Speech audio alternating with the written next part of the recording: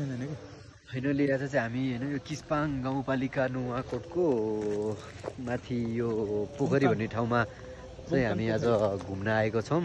जे होस् यहाँ चाहिँ रमाइलो ठाउँ रहेछ। हामी काठमाडौँबाट आउनुभयो भने जे होस् त्यही हो 4-5 घन्टा चाहिँ मिनिमम लाग्छ। बाटो अलि अप्ठ्यारो छ, पिच राम्रै छ, मिनिमम त्यही 5 घन्टा लाग्छ। अब नुवाकोटमै हिँड्नुहुन्छ भने त विदुर ढुङ्गेबाट त्यस्तै 1.5-3 घन्टासम्म त आरामले बिस्तारै बिस्तारै आइपुग्नुहुन्छ।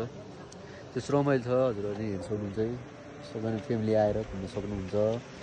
पोखरी रमाइलो छ, शान्त वातावरण, एकदम पिकनिक स्पट, सबजना फ्यामिली सहित घुम्न आउन सक्नुहुन्छ। अन्त माथि चाहिँ एकदम भ्यू पोइन्ट टाइपको रहेछ कि यहाँबाट माथि चाहिँ के बादलले छुने कि त्यो दामी रहेछ। चिसो मौसम होइन, सब खानाहरू नि अर्ग्यानिक।